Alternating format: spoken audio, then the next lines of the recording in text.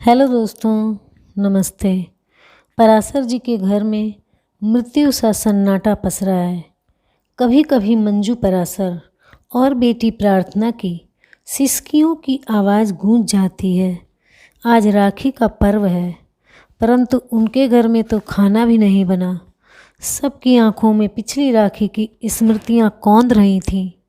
विपुल और प्रार्थना की मीठी नोक झोंक की यादें हृदय को और अधिक कष्ट दे रही हैं। 7 महीने हो गए विपुल को गए। बीटेक के बाद चेन्नई में विपुल को नौकरी मिली तो घर में खुशी के साथ उसकी जुदाई के दुख की लहर भी दौड़ गई। परिवार से बिछुड़कर एक अनजान भाषा और परिवेश में सामंजस्य करने की परेशानी विपुल को भी थी, लेकिन नौकरी मिलने से वह खुश भी था। क्या मम्मी, जब से नियुक्ति पत्र आया है रोनी सूरत बना रखी है। आपको तो खुश होना चाहिए कि मुझे इतनी अच्छी नौकरी मिल गई है। वह तो ठीक है भैया, लेकिन आप उतनी दूर चले जाओगे तो क्या हुआ?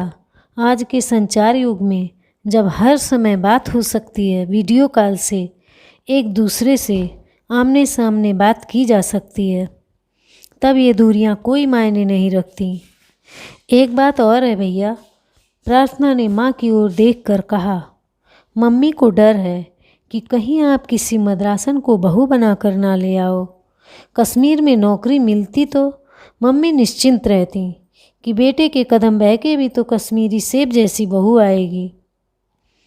माँ बनोगी तब माँ के दिल की पीड़ा समझ पाओगी। अभी तो सब मजाक ही लगता है। कहते हुए मिसेज मंजू पराशर की आंखों के आंसू गालों पर फिसल आए।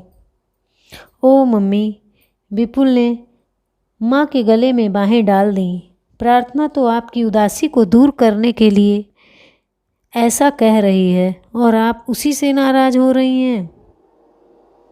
विपुल चला गया, लेकिन रोज़ वीडियो कॉल से काफ़ी देर तक सबसे बात करता। दूर रहकर भी वह घर का बराबर ख्याल रखता।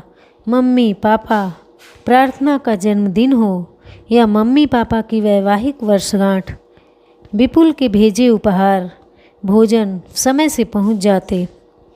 प्रार्थना जरा भी कुछ खाने को कह देती, आधे घंटे के अंदर घर के बाहर ऑर्डर आ जाता।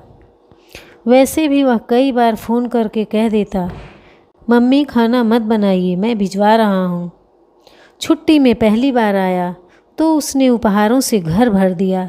मिस्टर और मिसेज पराशर घर में बहू होने के सपने देखने लगीं। अभी विपुल को गए 1 महीना ही हुआ था कि विपुल के रूममेट का फ़ोन आया कि विपुल का एक्सीडेंट हो गया है, आप लोग तुरंत आ जाइए। पत्नी और बेटी को लेकर पराशर जी तुरंत चेन्नई पहुंच गए।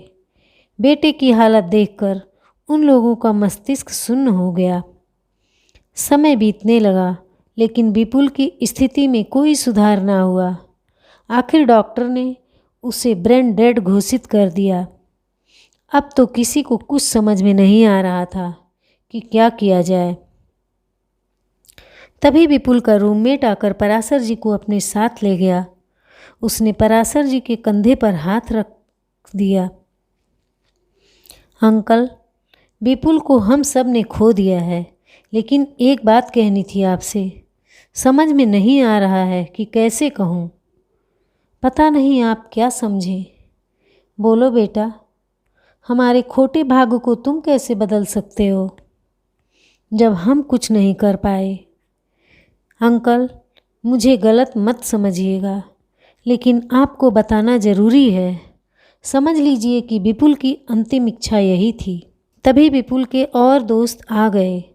उन्होंने बताया कि विपुल सहित उन सब ने अंगदान कर दिया है। सुनकर अवाक रह गए पराशर जी। ये जरा जरा से बच्चे, जिन्हें कहा जाता है कि आजकल की गैर जिम्मेदार पीढ़ी, इस उम्र में इतने आगे का सोच लेते हैं। अंकल, अंगदान तो स्वाभाविक मृत्यु या बीमारी से शिथिल अंगों का भी हो सकता है, लेकिन हमारा विपुल तो ऊर्जा से भरपूर एक स्वस्थ युवक है। उसके सभी अंग सही काम कर रहे हैं। कहकर वो चुप हो गया। पराशर जी के मुंह से आवाज़ नहीं निकली। तभी एक दूसरे लड़के ने कहा, अंकल, विपुल तो वापस नहीं आ सकता, लेकिन आप चाहें तो विपुल की इच्छा पूरी करके कई लोगों को जीवन दे सकते हैं। नहीं, मैं अपने बेटे के शरीर की और दुर्दशा नहीं होने दूंगा। सनातन धर्म के अनुसार यह गलत है, ऐसा करना पाप है, ऐसा करने से उसकी आत्मा भटकती रहेगी। नहीं पापा, भैया की अंतिम इच्छा यदि पूरी ना की गई तो उनकी आत्मा भटकती रहेगी। उन्होंने जिस अंग का दान कर दिया है उस पर आपका अधिकार नहीं है। मुझे गर्व है अपने भाई पर। यहाँ से चल के मैं भी अंग दान कर दूंगी। प्रार्थना, तुम क्या कह रही हो बेटा? सही कह रही हूँ पापा। बचपन से दान की महिमा सुनी है, लेकिन अगर आपके बेटे ने स्वेच्छा से कुछ दान किया है तो आप क्यों उसके पुण्य में बाधा डाल रहे हैं? प्रार्थना ने पराशर जी का हाथ अपने हाथ में लेकर कहा, पापा, जो अंग चिता की राख में जलकर भस्म हो जाएंगे उनसे कई लोगों को जीवन मिल जाएगा। आपका बेटा कई लोगों के भीतर जिंदा रहेगा। मंजू तो यह सुनकर पागल सी हो गई। यह कैसी बातें कर रहे हो तुम लोग? मैं ऐसा कभी नहीं होने दूंगी। प्रार्थना को अपने मम्मी पापा को समझाना बड़ा मुश्किल हो रहा था, लेकिन उसे अपने भाई की अंतिम इच्छा को पूरा करना ही था। जब विपुल मरणोपरांत अपने अंग का निर्णय ले चुका था, दूसरे किसी को उसके निर्णय को अमान्य करने का कोई अधिकार नहीं है, चाहे वह माता पिता हो या कोई कर्मकांड। प्रार्थना के बहुत समझाने पर उन दोनों ने अंगदान की अनुमति दे दी। आंखों में आंसू और हृदय में हाहाकार लेकर तीनों खाली हाथ लौट आए। कितना खुश था विपुल इस नौकरी से। कितनी आशाएं लेकर उन्होंने विपुल को इस महानगर में भेजा था, और इस महानगर ने उनके घर की खुशियों को लील लिया। 7 महीने हो गए इस घर को वीरान हुए। खुशियां रूठ गई हैं इस घर से। अचानक दरवाजे की घंटी बजी। पृथु, देख बेटा कौन है। लेकिन कोई हलचल न होती देख खुद उठकर दरवाज़ा खोलने चले गए। दरवाजे पर खड़ी 4 कारें देखकर हतप्रभ रह गए। इतने सारे अनजान लोग क्यों आए हैं उनके घर? क्या हम लोग अंदर आ सकते हैं? प्रार्थना से थोड़ी बड़ी एक विवाहित लड़की ने कहा, क्षमा कीजिएगा, मैंने आप लोगों को पहचाना नहीं। हम अंदर आकर सब बताते हैं। आवाज़ें सुनकर प्रार्थना और मंजू पराशर भी आकर पराशर जी के पीछे खड़ी हो गईं। आइए। अपने आंसू छिपाते हुए मंजू और प्रार्थना ने सबका स्वागत किया। भाई साहब, अधेड़ उम्र के व्यक्ति ने बैठने के बाद पराशर जी को संबोधित किया।